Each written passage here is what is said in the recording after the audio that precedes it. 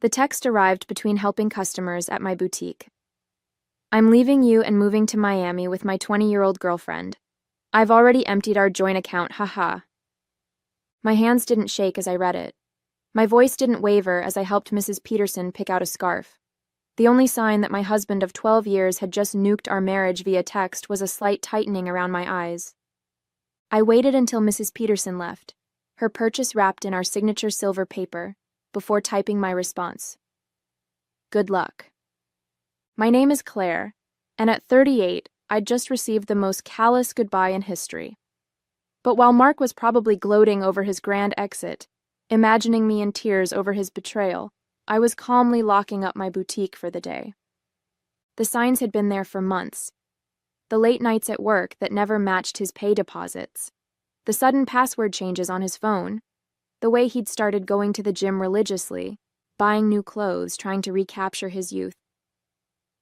3 months ago, I'd found a receipt for dinner for two at an expensive restaurant on a night he'd claimed to be working late.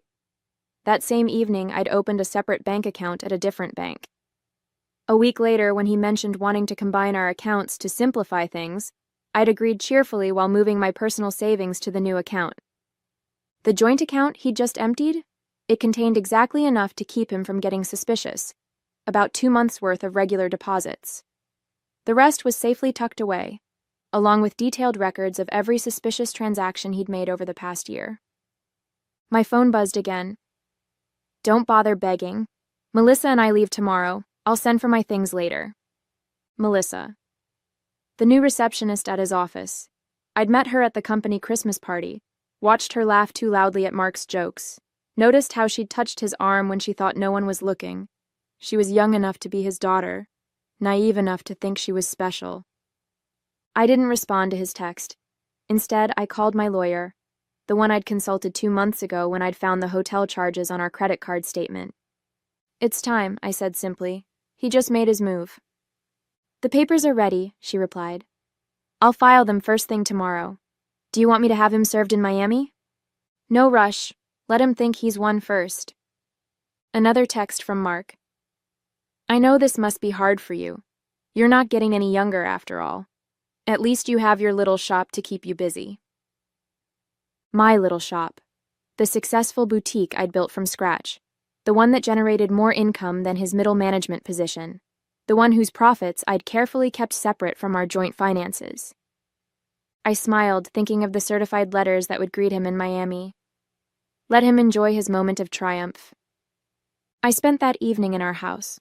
My house, since I'd inherited it from my grandmother, and kept it in my name despite Mark's repeated suggestions to add him to the deed. Another lucky instinct that had paid off. While organizing the paperwork my lawyer would need, I found our wedding album. Mark looked so different then, before his midlife crisis had turned him into a caricature of his former self. These days he wore shirts too tight for his softening middle, tried too hard to connect with the 20-somethings at his office, used slang that sounded ridiculous coming from a man of 45. My phone kept buzzing with texts from him, each one more condescending than the last. I've been planning this for months. Melissa understands me in ways you never could. You'll be fine. Maybe you'll find someone more your own age. Already told my family. They agree we grew apart. It's nobody's fault, really. I screenshotted each message, adding them to my evidence folder. Let him dig his hole deeper. My lawyer would love his casual admission of premeditation, his gleeful announcement about emptying our account. The last text caught my attention. BTW, I used the joint card to book our flights and hotel. Consider it my parting gift, LOL. Perfect. I called the credit card company. Mrs. Harrison speaking. I need to report fraudulent charges and cancel a card immediately. Of course, ma'am. Can you identify the charges? 2 first-class tickets to Miami booked today. Hotel charges at the Royal Palm. And I'll need to remove my husband as an authorized user. Do you have documentation of the fraud? Text messages from my husband admitting he used our joint card to book travel with his girlfriend after emptying our bank account. I'll be happy to forward them. The representative's professional tone couldn't quite hide her satisfaction as she canceled the charges. Mark and Melissa would arrive at the airport tomorrow to find their tickets invalidated, their hotel reservation canceled. My phone buzzed again. Don't worry about the house. I'll let you stay there until you find something smaller. I actually laughed out loud at that one. Did he really think he had any claim to my grandmother's house?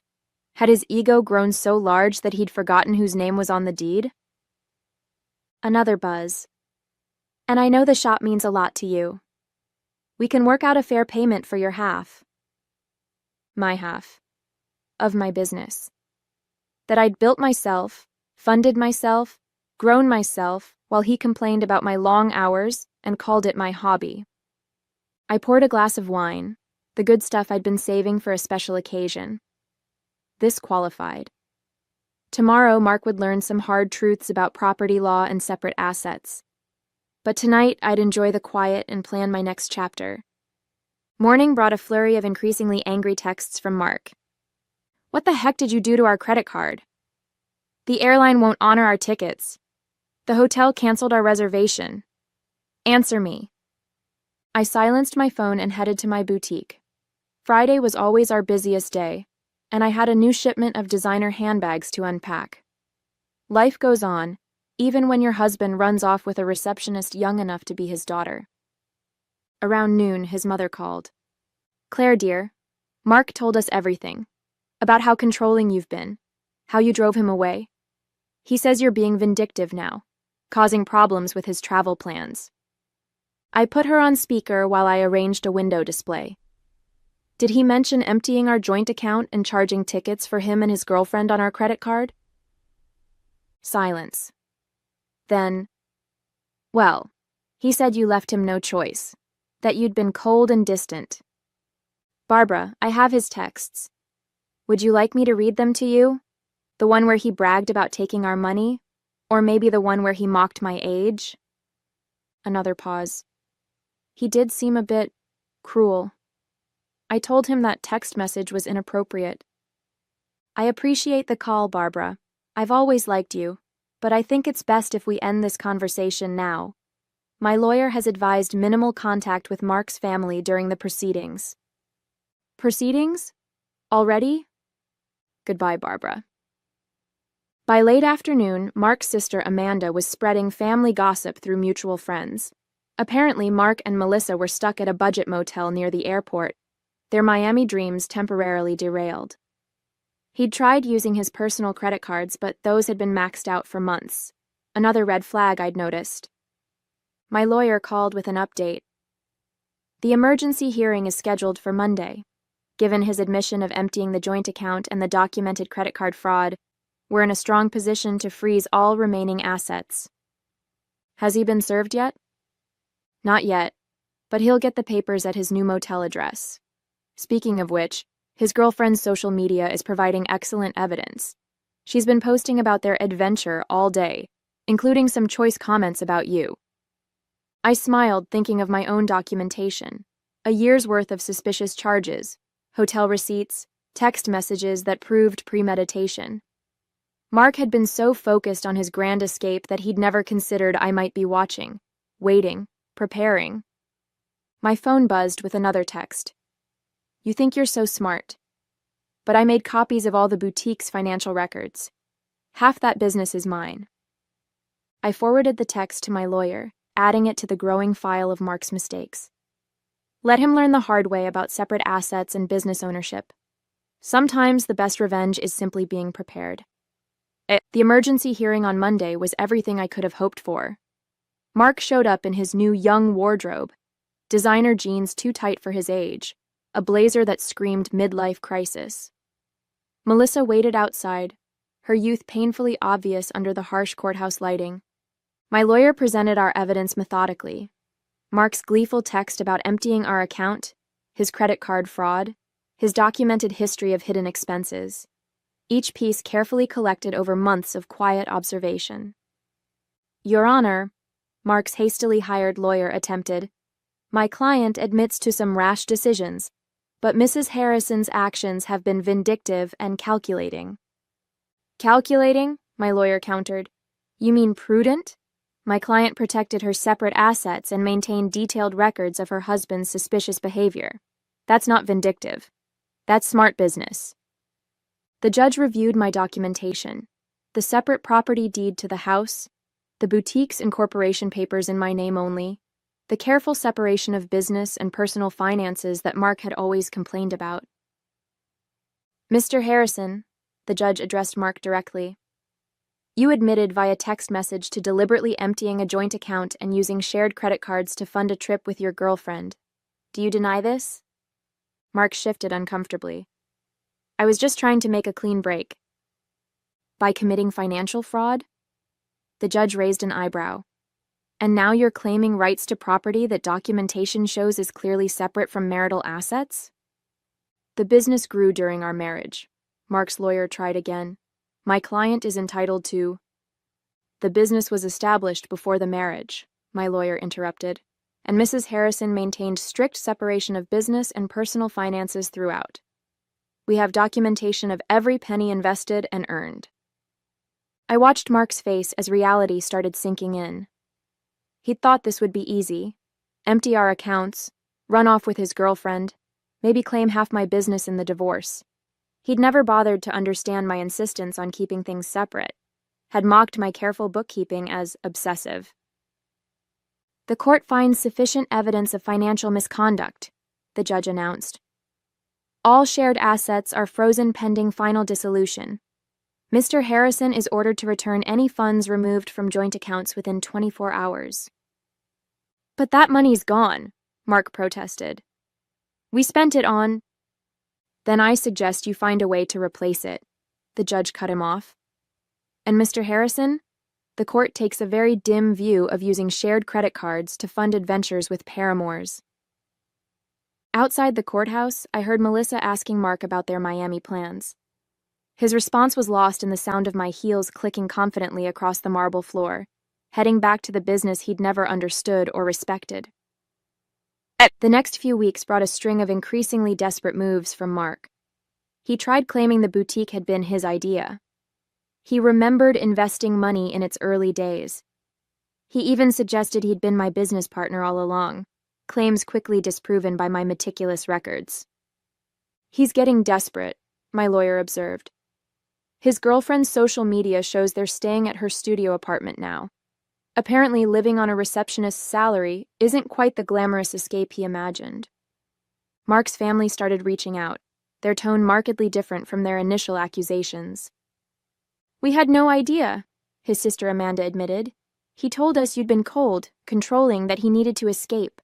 But then we saw his texts, the way he bragged about taking your money. That's not the brother I thought I knew. His mother called again, this time in tears. The things he said about your age, about replacing you with someone younger, I raised him better than that. I thought I did anyway. I let their calls go to voicemail.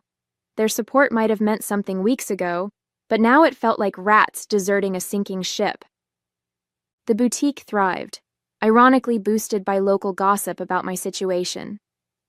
Women started coming in specifically to show support, often leaving with far more than they'd planned to buy. My ex tried something similar, one customer confided while buying a designer handbag. Thought he'd take everything in the divorce. Men like that never expect us to be smarter than them. My phone still buzzed occasionally with texts from Mark, his tone swinging between anger and manipulation. You've ruined everything. I never meant to hurt you. You'll regret being so vindictive. Can't we work something out? That business would be nothing without my support. I forwarded each message to my lawyer without responding, let him dig his hole deeper. Through the grapevine, I heard Melissa was having second thoughts. Apparently, sharing her studio apartment with a middle-aged man who couldn't afford his own place wasn't the romantic adventure she'd imagined. The age gap that had seemed exciting during secret hotel meetings felt different in the harsh light of reality. She posted about toxic relationships and learning from mistakes yesterday, my lawyer mentioned during an update call, and removed her relationship status this morning. I almost felt sorry for Mark. Almost. But then I remembered his haha after telling me he'd emptied our account. The casual cruelty of his comments about my age, the way he'd assumed I'd be helpless without him. Instead of pity, I felt something else. Pride. Pride in my foresight, in my quiet strength, in my ability to protect myself while he underestimated me. The final divorce hearing painted a very different picture from Mark's imagined triumph. Gone was his cocky attitude, replaced by barely concealed panic. Melissa was noticeably absent. She'd moved on to a coworker her own age, according to office gossip.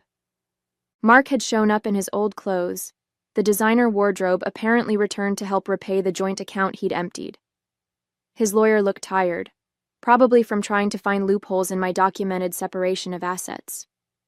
Your Honor, Mark's lawyer attempted one last time.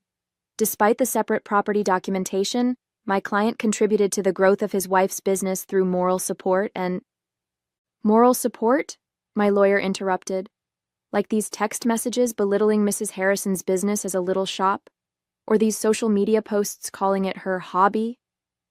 The judge had clearly seen enough. The final settlement reflected my careful planning.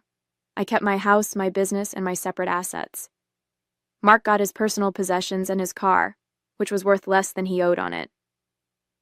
You've destroyed me, he hissed as we left the courthouse. I'll have to move back in with my parents. No, Mark, you destroyed yourself. I just made sure you couldn't destroy me too. His mother was waiting outside, ready to drive him to her house, his new home at 45. The irony of his situation wasn't lost on anyone. The man who'd mocked my age was now living in his childhood bedroom, while I continued running my successful business. You planned this all along, he accused. You knew this would happen. No, I just paid attention, and unlike you, I understood the value of keeping good records. His mother stepped between us. That's enough, Mark. You've embarrassed yourself enough already. As they walked away, I heard her start in on him. Honestly, what were you thinking? A 20-year-old? Emptying bank accounts? Sending those horrible texts?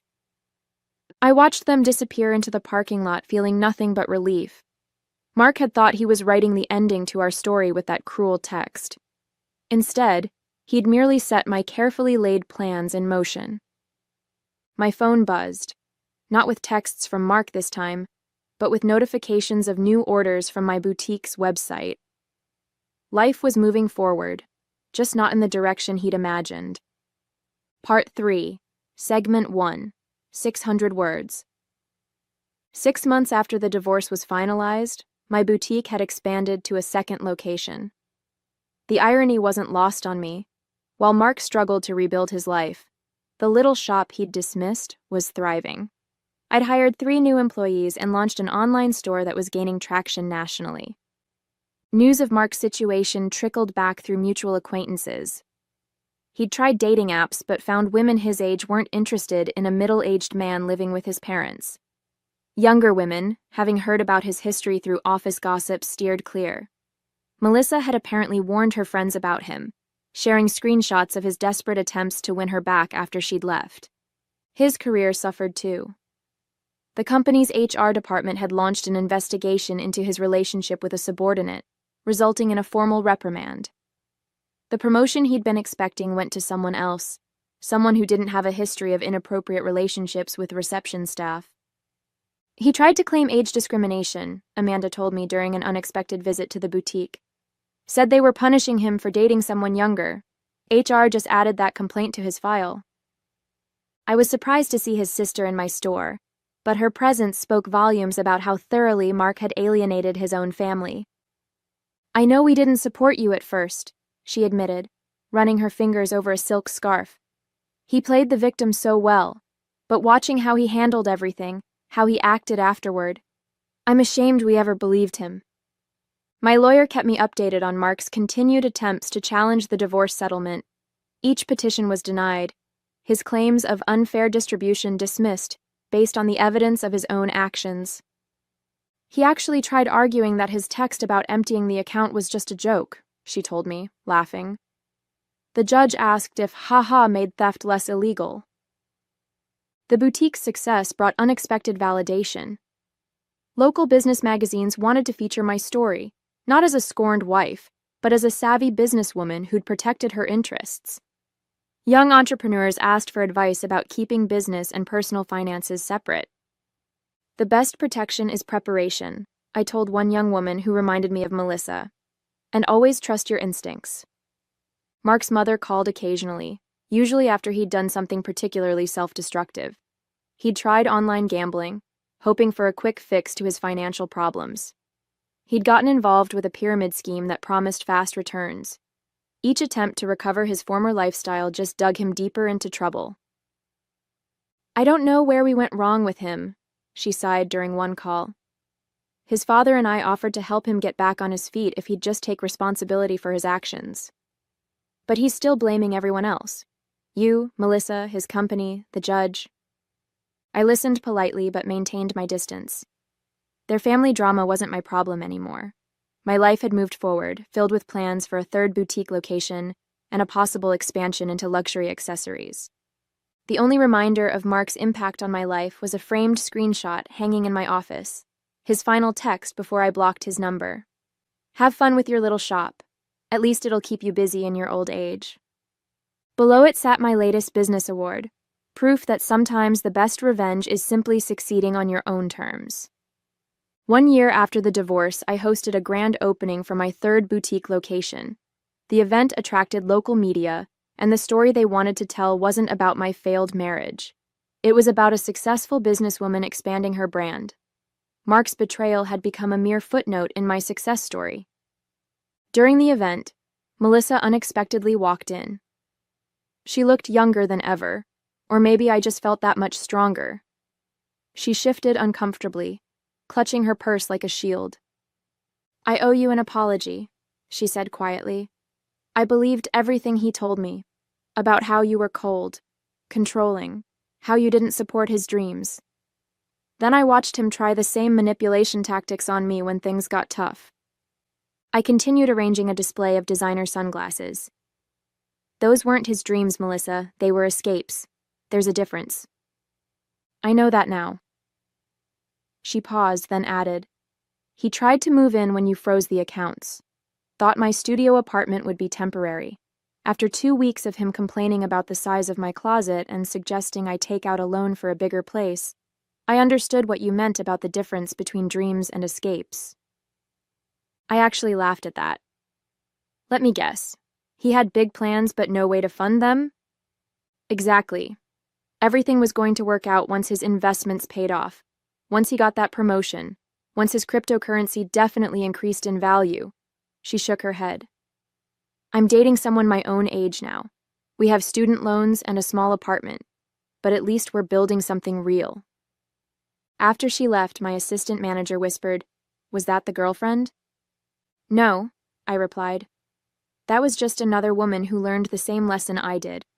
Speaking of lessons, I gestured to a young couple examining our designer handbags. Let's talk about your idea for expanding our accessories line. The boutique had become more than just a business. It was a symbol of independence, of resilience, of the power of preparation. Young entrepreneurs often sought my advice, and I always emphasized the importance of protecting their assets. Mark's mother called one last time, not to discuss Mark, but to thank me. You taught our family an important lesson, she said, about enabling bad behavior, about making excuses for cruelty. Mark's still living at home, still blaming everyone else for his problems. But we're not defending him anymore. That's your legacy to our family, showing us the difference between supporting someone and enabling them. I thought about that legacy as I reviewed plans for a fourth location. Mark had intended to diminish me, to trade me in for a younger model and take half of everything I'd built. Instead, he'd inadvertently pushed me to become even stronger, more successful. My phone buzzed with a text from my lawyer. Mark filed another petition to revisit the settlement. Judge dismissed it immediately and ordered him to pay court costs. Thought you'd enjoy that. I smiled, thinking of him in his childhood bedroom, still trying to rewrite an ending that had been determined the moment he underestimated me. Sometimes the best revenge isn't about getting even, it's about getting better. 2 years after Mark's cruel text message, I received an invitation to speak at a women's business conference. The topic wasn't divorce or betrayal. It was about building and protecting a successful business. My story had evolved from cautionary tale to inspiration. During the Q&A session, A woman asked about keeping business and personal finances separate. My husband says I'm being paranoid, that marriage means sharing everything. My ex-husband said the same thing, I replied, right up until he tried to claim half my business in our divorce. Trust your instincts. Protection isn't paranoia. The boutique chain had grown to 5 locations, each more successful than the last. The little shop Mark had mocked now employed 30 people and had been featured in several national magazines. Through mutual friends, I heard Mark had finally moved out of his parents' house, into a small apartment above a garage. He'd had to take a lower-paying job after his former company downsized, eliminating his position during restructuring.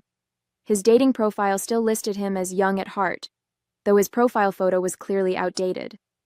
Melissa, ironically, had become a regular customer at my original boutique location. She'd earned her business degree and started her own social media consulting company. "You inspired me," she told me once, showing how a woman can build something lasting instead of falling for empty promises. I kept Mark's cruel text message framed in my office, not as a reminder of pain, but as proof of how far I'd come.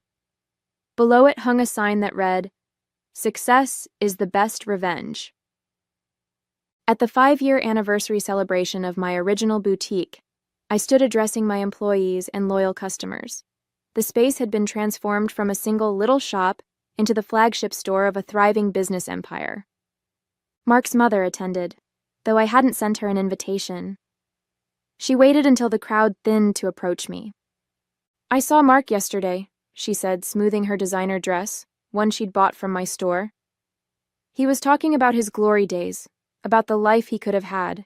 He still doesn't understand that he didn't lose everything in the divorce. He threw it away." I thought about that text message, his casual cruelty, his assumption that I would crumble without him, how he'd expected me to beg, to break, to prove him right about my desperation. Instead, I'd built something stronger than before. Each new boutique location was a testament to what women could achieve when they stopped dimming their light for insecure men. The young saleswoman I'd hired last month, coincidentally also named Melissa, came over with a question about the new inventory system I'd implemented. As I explained the process, I caught a glimpse of my reflection in the store window. I saw what Mark had failed to see 5 years ago. Not a woman getting older, but one getting wiser, stronger, more successful. His cruel text message had meant to be an ending. Instead, it had been a beginning, not just for me, but for every woman who heard my story and realized she deserved better than someone else's midlife crisis.